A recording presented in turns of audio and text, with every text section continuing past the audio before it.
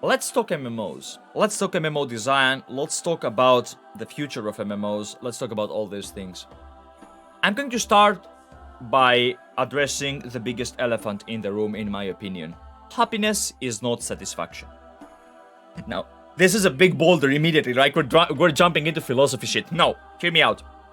When I say that happiness is not satisfaction, it's very different to play a game and strive into a goal in order to get satisfied by fulfilling and by accomplishing this goal, and another thing to just be in the game and be happy to play the game. I want to give you two examples right here. ESO and World of Warcraft being goal-oriented gameplays, being all about the satisfaction factor, and not Elden Ring, sorry, and Final Fantasy XIV being all about happiness. Now, every time I'm playing not Elden Ring, god damn it, sorry, I was watching Elden Ring before. Every time I'm playing Final Fantasy XIV, I am happy. Not necessarily while I'm doing it, because there are some moments in the MSQ that will get me pissed, you know, like the moments that I've already spoken about, one of which being, you know, the fucking mind control by the falafel guy. Save me, brave hero! Which we, by the way, check out the channel points, we have the Save Me Brave Hero moment down here. You guys can actually play that sound effect for 5k points, if I recall correctly. Doesn't matter.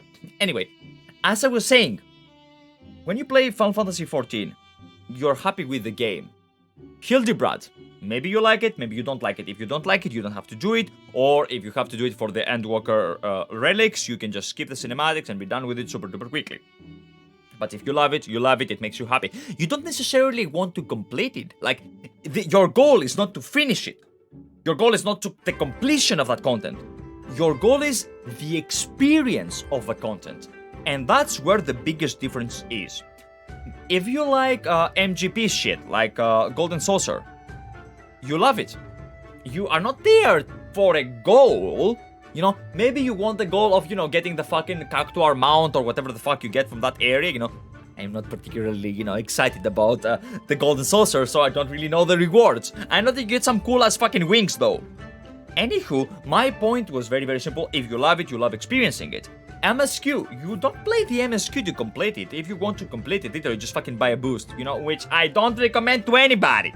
You don't play Final Fantasy XIV to buy a boost. If you play Final Fantasy XIV to buy a boost, don't play the game. Honestly, don't play. Like, it's not worth it. It's not worth your money. It's not worth the subscription fee. It's not worth the money. It's not worth it. Like, you're denying yourself 90% of the game.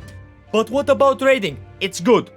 Raiding in FF14 is the best raiding experience I've had. I have not even done Savage. I've not even done Ultimates. I've not even done Extremes. But the raiding in Final Fantasy XIV is phenomenal because the game itself teaches you how to play the game. You don't need mandatory add-ons in order to be effective in the game. It is a very good thing. And the best part, the game gets you to enjoy raiding, gets you to experience raiding mandatorily. It's not hard, it's not too hard for you, but it's not a piece of cake either. So it pretty much motivates you to play better and better and better. When you play Final Fantasy XIV, you love playing Final Fantasy XIV.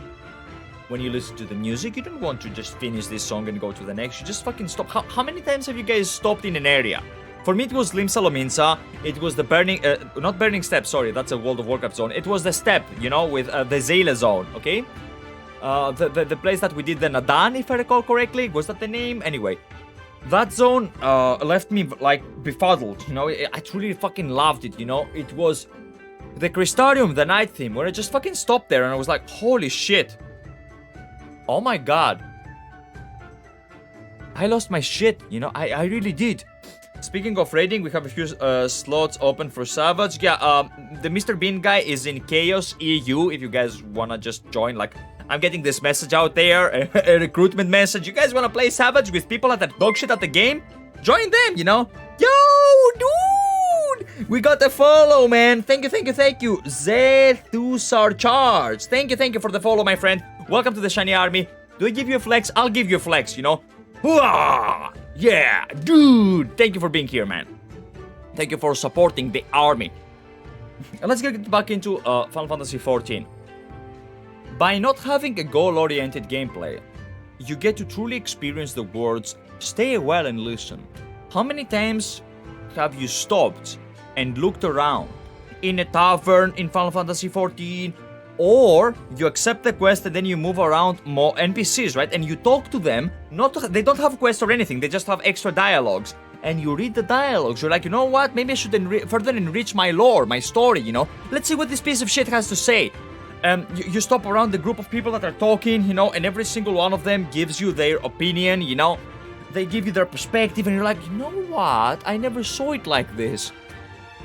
And it is special. It is special because in a sense, okay, in a sense, you feel a part of the world. And this is something that ESO and World of Warcraft do not have. Allow me to explain. In World of Warcraft, in order to do X, you need to do Y. It's all about doing X, doing Y, doing Z, you know? In ESO, you want to be the best in PvP, you need your mythic items. You need to your mythic items, you need to farm your mythic items, you know? You're always striving towards a goal. Not that it is necessarily a bad thing, but when you strive towards a goal, you get satisfaction. You don't necessarily get happy. You're not happy because you completed something. Especially, it is very, very difficult for the company and the developer team to find the balance when it comes to these things. Why don't they explain? If you're an ESO gamer, if you're a World of Warcraft gamer, how many times did you feel, finally, I'm done with this, now I get to do X? Finally, after all these attempts, I got my mount, now I never have to do it again. Like, you get this sensation of relief. Not satisfaction, relief. This is, how do I put this delicately? A cock and ball torture. This is what it is. You guys know me, like I'm very well known for my PR takes, you know? And I too, kinda Kaiser, wish that we have region travel soon. I would love to be able to play with all of you guys. Because I have, not most of my audience, but a good part of my audience comes from the United States of America or from Canada. And I would very much love to be able to play with you guys. But back into the MMO design, yes? One other thing that Final Fantasy XIV does very, very well is, in my opinion, the housing system. Now, it is outdated, okay? We're gonna put our things out in the table. We're gonna be crystal clear about these things. We're gonna be honest about these things, okay? But it is a very good system, even if it is outdated. Why? First of all, you have your safe space. We, MMO gamers, tend to be something of recluses, like, you know, a recluse, a hermit, if you will. You love having your space. Now, is it contradictory? Is it contradictory to want to be in an MMO and want to be alone in a fucking area? No, it's not. You are in the fucking society, but you love having a house. You love having a part to yourself. So you have your safe space, right? At the same time, this space is yours. Even if you buy an apartment from your guild, or, you know, free company, in the words of Final Fantasy XIV, you have your own space. And what does this foster? Creativity. Do whatever the fuck you want with it, right? As I said, the system itself is a bit hideous because it's archaic. But you can do the fucking, you know, zigzags and reach to your end goal, and you can express yourself, and you have the same apartment for two people, and the apartments look entirely fucking different. This is a fucking phenomenal thing to have. I love creativity. Furthermore, let's talk more about the creativity you have in Final Fantasy XIV. That you don't have in the other two MMOs that I have mentioned. The bard system, the music system. People unironically learn to play musical organs in the game. They have concerts in the game. They have DJs in the game. You guys, I don't have to keep repeating, in the game. They have a lot of these things. They have artistic creativity. So let's say you're a fond of architecture, you know? You can design your house however the fuck you want. Let's say you're fond of music. You can learn to play your own song. Or you can play X song, like Tomorrow After Tomorrow, in, I don't know, the banjos or whatever the fuck, you know? It is so super good, so super adorable. And how many times have you just gone into Lim Salominsa, watch the fucking idiot, you know, watch the fucking bard playing the music, playing a fucking song, you know? You're like, you know what? And people just gather around them and they clap when the song is done, or they have those two lights. I don't know which emote it is when they have the two lights and they're like, yay, they're cheering, you know? I fucking love this shit.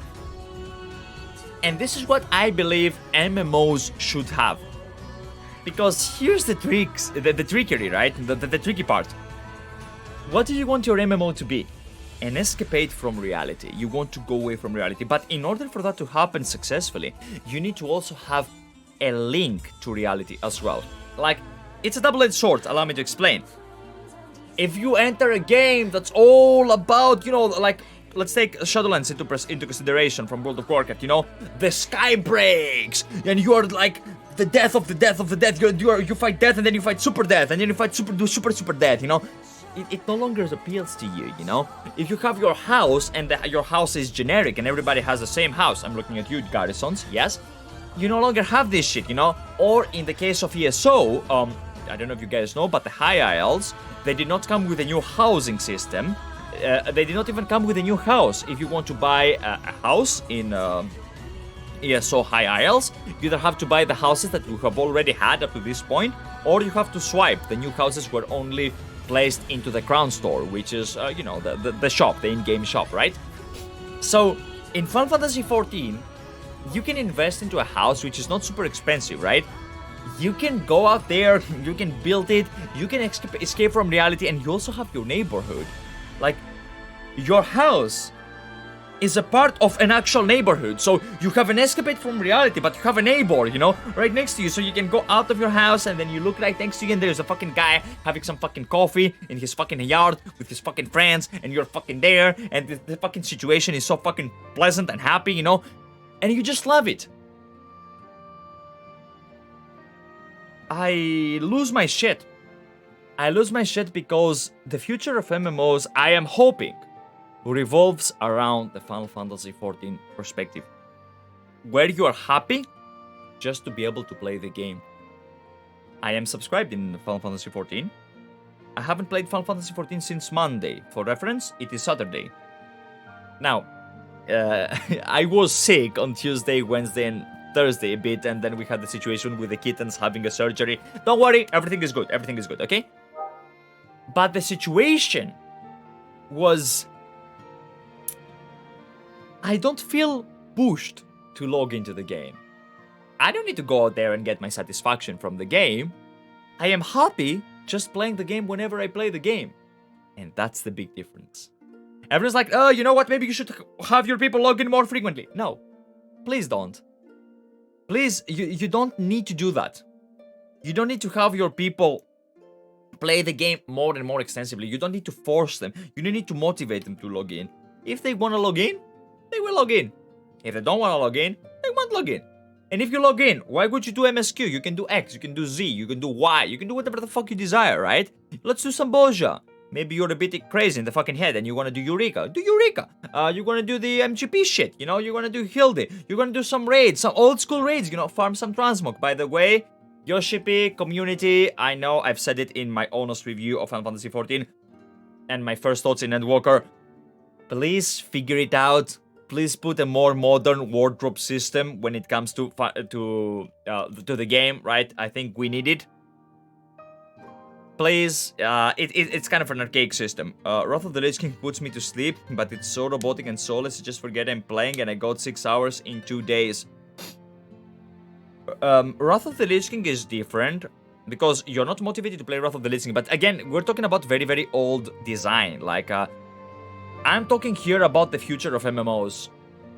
I truly dread the possibility of Wrath of the Lich King Classic being the future of MMOs.